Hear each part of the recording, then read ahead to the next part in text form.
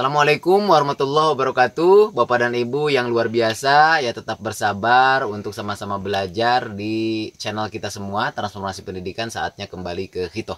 Pada konten sebelumnya terkait dengan teori belajar, kita sudah membahas tentang hakikat pembelajaran, pendidikan, dan belajar berdasarkan beberapa teori belajar ya, utamanya aliran teori belajar behaviorisme yang sudah kita bahas kemarin dengan tokoh-tokohnya Thorndike, Skinner, dan John Watson. Meskipun ada tokoh yang lainnya, tapi yang kita bahas kemarin fokus pada 3 pakar tadi ya, untuk diimplementasikan teori belajarnya terhadap praktek pengajaran keseharian ketika kita bertugas, Bapak dan Ibu. Berikutnya pada bagian yang kedua ini masih di teori belajar, Bapak dan Ibu, kita akan membahas 3 aliran yang lain, yaitu aliran konstruktivisme, kemudian aliran kognitivisme, dan humanisme ya. Nah, yang selanjutnya adalah aliran konstruktivisme, Bapak dan Ibu ya.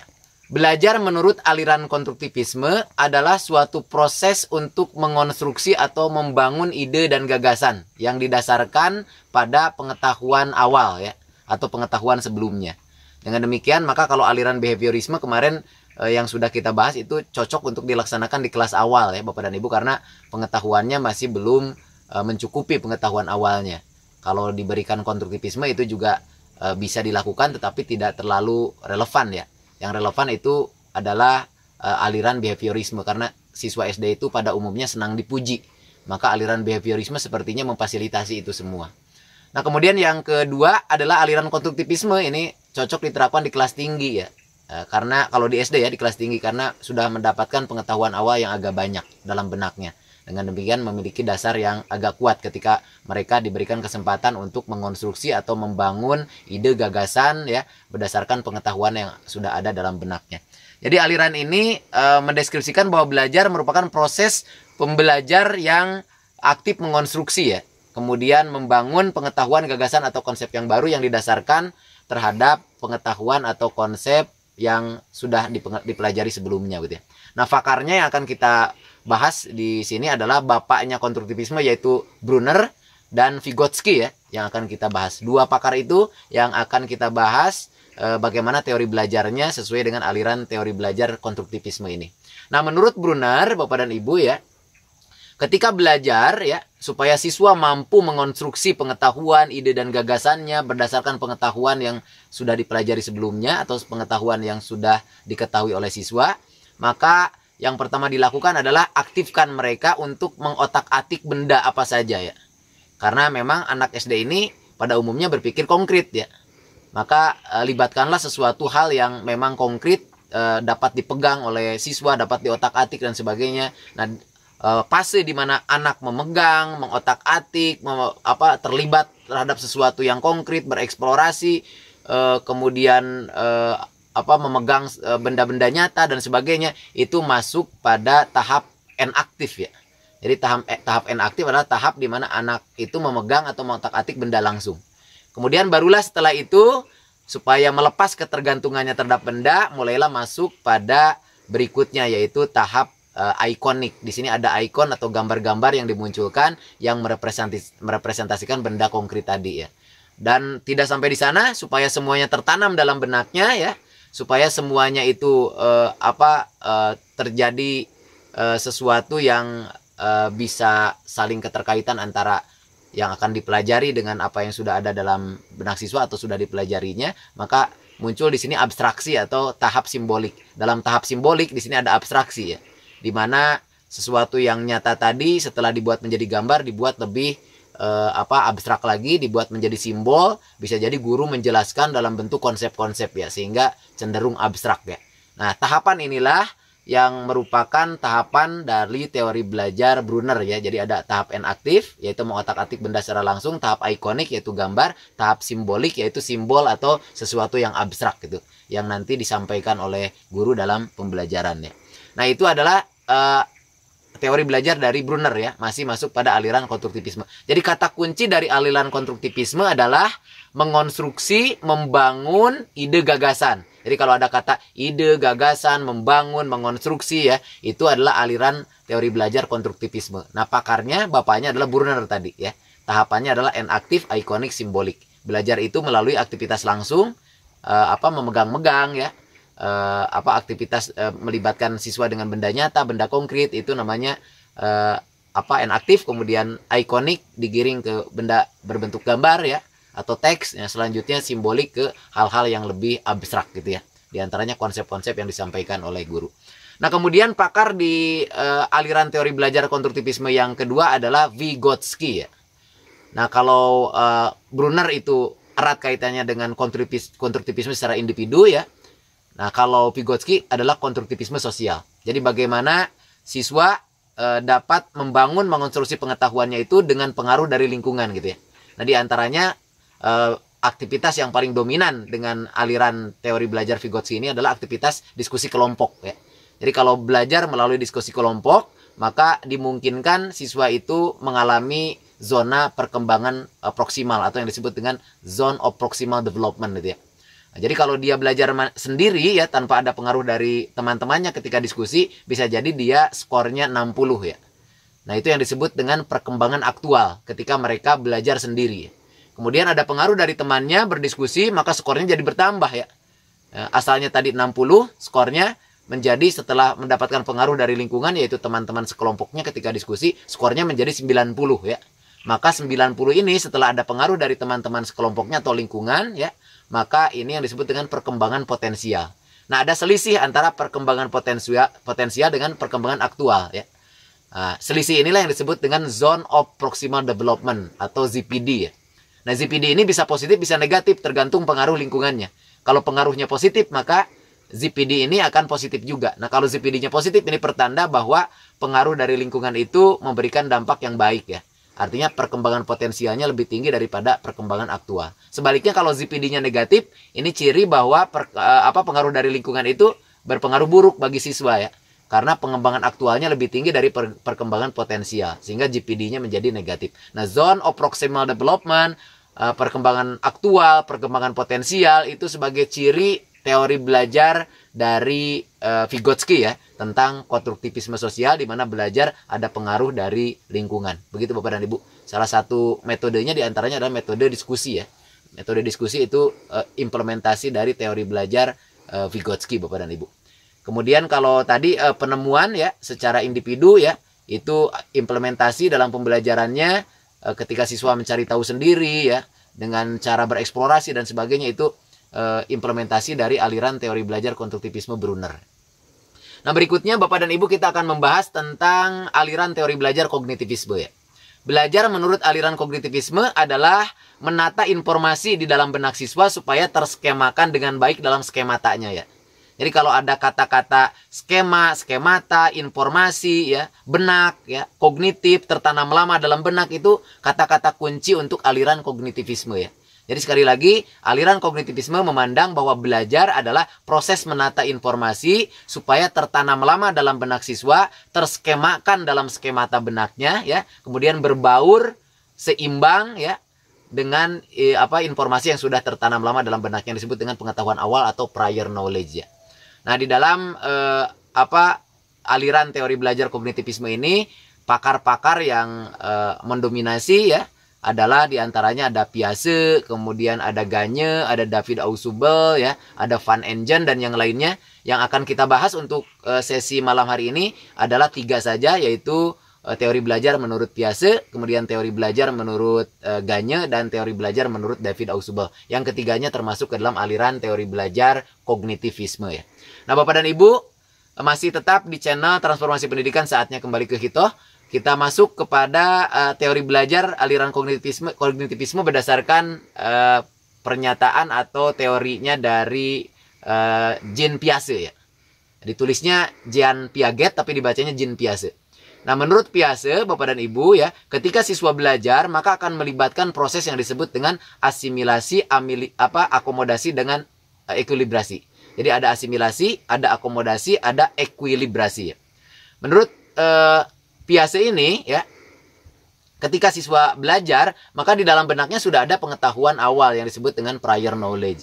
Nah, informasi atau pengetahuan yang sudah tertanam lama dalam benaknya itu yang disebut dengan pengetahuan awal ya, itu akan bereaksi ketika ada pengetahuan baru yang masuk ya. Nah, masuknya pengetahuan baru ke dalam skemata benak siswa ya, Itu yang disebut dengan asimilasi. Jadi asimilasi itu baru masuk saja. Jadi pengetahuan baru masuk ke dalam skemata atau benak, itu namanya asimilasi. Nah, di dalamnya sudah ada pengetahuan awal ya. Nah, belum tentu pengetahuan baru ini diterima oleh pengetahuan awal. Bisa jadi ditolak kalau guru tidak mampu memfasilitasi supaya pengetahuan yang baru masuk itu ada relevansinya atau kaitannya dengan pengetahuan awal. Kalau bertolak belakang biasanya ditolak ya. Kalau ditolak maka tidak berlanjut ke proses berikutnya yang disebut dengan akomodasi. Di mana akomodasi adalah bercampurnya pengetahuan baru dengan pengetahuan awal yang sudah ada dalam skemata benak siswa. Jadi ada pengetahuan baru masuk, itu namanya asimilasi, bercampur dengan pengetahuan lama ya, yang disebut pengetahuan awal, maka percampuran ini yang disebut dengan akomodasi ya. Nah, kalau sudah terjadi akomodasi ya, itu masih bercampur saja, tapi belum menjadi utuh gitu ya. Nah, utuhnya ketika sudah terjadi keseimbangan. Nah, kalau sudah terjadi keseimbangan ya, sudah mulai setimbang, sudah mulai seimbang, tidak goyah lagi, maka pengetahuan awal siswa tadi ya semakin meningkat derajatnya, pengetahuannya semakin tinggi begitu ya. Kenapa? Karena pengetahuan baru tadi dikuatkan dengan pengetahuan lama dan itu bercampur bersatu dan seimbang. Nah, keseimbangan ini atau ekuilibrasi ini sebagai penanda bahwa pengetahuan siswa sudah semakin bertambah gitu ya.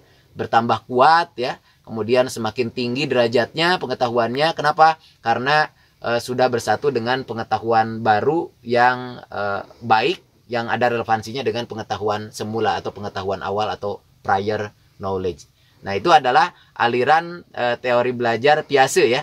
Jadi ada asimilasi, akomodasi, ekuilibrasi ya. Kalau sudah terjadi ekuilibrasi maka pengetahuannya semakin tinggi ya. Nah, berikutnya Piaget juga membahas tentang tahap perkembangan kognitif Bapak dan Ibu ya.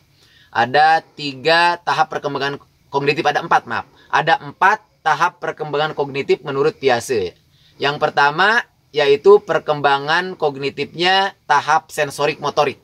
Jadi yang pertama adalah tahap sensorik motorik, di mana berpikirnya menggunakan gerakan gitu ya.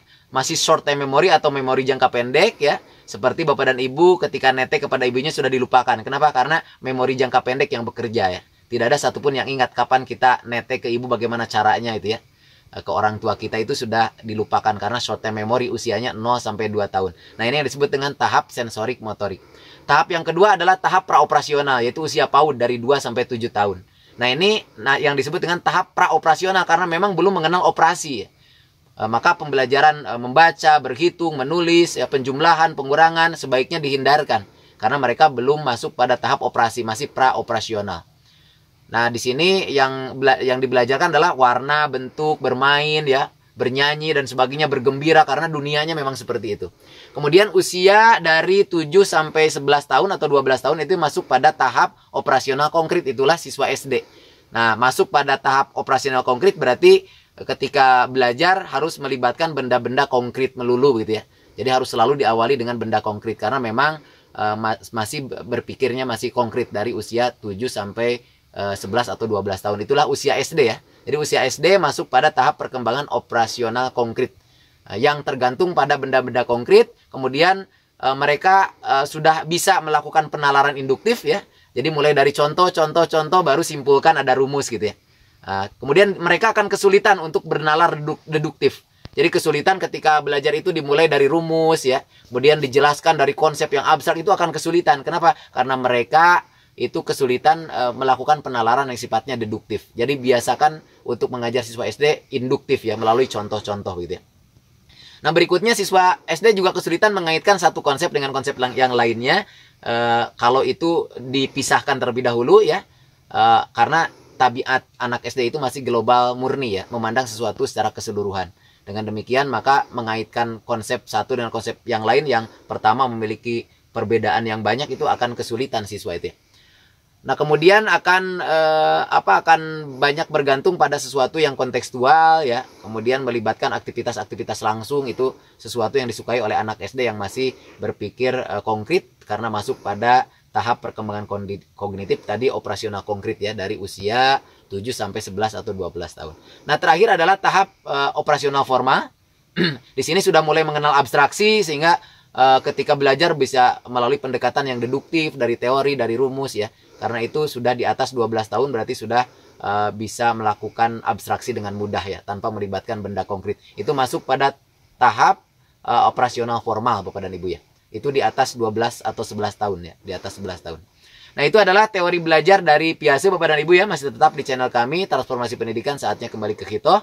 Berikutnya adalah teori belajar masih di kognitivisme tapi menurut Gagne ya. Nah, Gagne menyatakan bahwa ketika belajar, siswa itu tidak hanya mendapatkan objek langsung saja, berupa pengetahuan-pengetahuan atau materi yang dipelajarinya. Baik itu fakta, konsep, prinsip, prosedur ya. Tetapi ada objek tidak langsung seperti sikap, berpikir kritis, berpikir kreatif, kedisiplinan, tanggung jawab. Itu merupakan objek tidak langsung yang didapatkan oleh siswa dalam pembelajaran. Nah, kemudian Gagne juga membahas tentang 8 tipe belajar di dalam kelas. Ada tipe belajar yang pertama adalah belajar isyarat, di mana belajar ini tidak disengaja ya, artinya tidak disadari, tidak disengaja. Nah, belajar ini adalah diantaranya menggunakan isyarat seperti mimik muka, kedipan mata ya. Kadang-kadang kalau guru marah pada seorang siswa itu tidak disengaja, tiba-tiba mimik mukanya menjadi memerah dan nampak beringas dan menakutkan. Itu yang disebut dengan tipe belajar isyarat ya. Kemudian ada juga tipe belajar stimulus respon ya. Stimulus yang dimunculkan itu bermaksud supaya siswa dapat meresponnya dengan baik. Adanya penghargaan, tepuk hebat ya. Kemudian adanya ganjaran yang diberikan pada siswa, itu supaya siswa dapat menstimulusnya dengan belajar lebih baik lagi. Itu yang disebut dengan tipe belajar stimulus respon. Ada juga tipe belajar membedakan, di mana ada 2 hal yang diperbedakan ya. Tapi sebelum masuk ke sana ada tipe belajar berikutnya, yaitu tipe belajar rangkaian gerak ya. Jadi setelah tipe belajar stimulus respon, kemudian ada tipe belajar rangkaian gerak, di mana biasanya ini cocok untuk SBDP, PJOK, di mana di dalamnya ada rangkaian-rangkaian gerak dari awal sampai akhir. Jadi ketika belajar ada rangkaian gerak yang harus dilalui oleh siswa ya, sehingga tidak boleh loncat-loncat, harus dari awal sampai akhir selesai. Ya, contoh misalkan bagaimana dia melakukan salto ya, caranya dari awal sampai akhir itu diajarkan melalui rangkaian gerak. Itu adalah tipe belajar rangkaian gerak. Ada juga tipe belajar rangkaian verbal, di mana guru menjelaskan dengan cara bercerita, ceramah dari awal sampai akhir ya. Itu rangkaian verbal, karena dengan dilakukan melalui verbal saja tadi ya. Dan itu rangkaiannya tidak boleh loncat-loncat, ada aturan juga dari awal sampai akhir supaya materi tersampaikan secara komprehensif. Itu tipe belajar rangkaian verbal. Kemudian ada tipe belajar membedakan Bapak dan Ibu ya. Nah, kalau membedakan berarti membedakan 2 hal yang terdapat ciri pembedanya. Misalkan membedakan matahari dengan bulan, membedakan kubus dengan balok. Nah, kalau itu pembelajarannya dimunculkan, ya, ini adalah balok. Bedanya apa dengan kubus ya? Kemudian di sana ada membedakan antara ciri-ciri balok dengan kubus ya. Ini yang disebut dengan tipe belajar membedakan. Kemudian ada juga tipe belajar pembentukan konsep ya. Biasanya ini dimulai dengan menyampaikan ciri-ciri satu konsep tadi ya. Jadi ciri-ciri dari sebuah benda, misalkan ada benda berbentuk kubus, kemudian ciri-cirinya diungkap, muncullah konsep kubus. Nah, kemudian apa ciri-ciri kubus? Kemudian setelah itu disampaikan pengertiannya berdasarkan ciri-ciri tadi. Ini ciri-ciri bahwa dia konsep. Jadi kata kuncinya untuk tipe belajar pembentukan konsep adalah definisi, kemudian ciri-ciri. Itu berarti tipe belajarnya adalah pembentukan konsep. Berikutnya adalah tipe belajar pembentukan aturan ya. Misalkan kalau di matematik ada rumus, kalau di IPA ada prinsip ya. Ketika itu disampaikan dalam pembelajaran, rumus, prinsip, bagaimana melakukan sesuatu dengan aturan yang benar ya. Aturan A sampai Z disampaikan, maka itu yang disebut dengan tipe belajar pembentukan aturan. Dan yang terakhir adalah tipe belajar pemecahan masalah. Di awal pembelajaran guru menyampaikan masalah, baik itu rekayasa berbentuk soal berbasis masalah maupun masalah nyata dalam kehidupan ya. Kemudian siswa disuruh untuk mencari penyebabnya, kemudian mengidentifikasi sampai mendalam, mengkajinya, menganalisisnya, sampai nanti dapat menyimpulkannya terkait dengan solusi-solusi pemecahan masalah yang muncul dari awal. Nah, ini yang disebut dengan tipe belajar pemecahan masalah. Siswa belajar untuk mengidentifikasi apa yang diketahui, apa yang ditanyakan, ya, merumuskan strategi sampai merumuskan melaksanakan strategi tadi untuk memecahkan masalah. Itu adalah tipe belajar pemecahan masalah. Ya, jadi 8 tipe belajar itu dari Ganye ya. Ditulisnya Gagne tapi dibaca Ganye Bapak dan Ibu. Masih tetap di channel kami Transformasi Pendidikan, saatnya kembali ke Hito. Dan yang terakhir yang kita bahas ya Bapak dan Ibu, untuk aliran teori belajar kognitivisme ini adalah teori belajar David Ausubel ya. Yang terkenal dengan meaningful learning atau belajar bermakna. Menurut David Ausubel, belajar itu adalah proses mengaitkan antara pengetahuan yang akan dipelajari dengan pengetahuan yang sudah ada dalam benak siswa, yang sudah diketahui oleh siswa, yang sudah terskemakan dalam skemata benak siswa. Jadi belajar itu adalah proses mengaitkan ya antara pengetahuan yang akan dipelajari atau informasi materi yang akan dipelajari dengan pengetahuan atau informasi atau materi yang sudah ada dalam benak siswa atau sudah diketahui siswa. Nah, dengan demikian maka erat kaitannya teori belajar David Ausubel ini dengan apersepsi ya. Di mana apersepsi adalah mengamati atau menghayati diri sendiri secara sadar sebagai pondasi untuk mempelajari materi berikutnya dengan dasar materi yang sudah diketahui sebelumnya. Nah, supaya siswa dapat melakukan apersepsi, biasanya guru mengajukan pertanyaan-pertanyaan ya yang mengaitkan antara materi yang akan dipelajari dengan materi yang sudah dipelajari atau sudah diketahui oleh siswa sebelumnya. Dan itu ada di kegiatan pendahuluan tadi, dari 5 kegiatan pendahuluan yang sudah dipaparkan pada bagian pertama kemarin ya Bapak dan Ibu. Nah, jadi aliran teori belajar kognitivisme ini diantaranya menurut 3 pakar tadi, yang utama yang terakhir tadi adalah pembelajaran bermakna, yaitu pembelajaran yang penuh dengan keterkaitan antara materi yang akan dipelajari dengan materi yang sudah diketahui atau tertanam lama yang sudah ada dalam benak siswa ya. Dan salah satu bentuknya tadi apersepsi. Nah, bagaimana supaya siswa dapat melakukan apersepsi menurut David Ausubel? Maka guru harus memiliki keterampilan dasar bertanya ya. Dengan cara mengajukan pertanyaan-pertanyaan yang mengaitkan materi yang akan dipelajari dengan materi yang sudah diketahui oleh siswa atau sudah ada dalam benak siswa.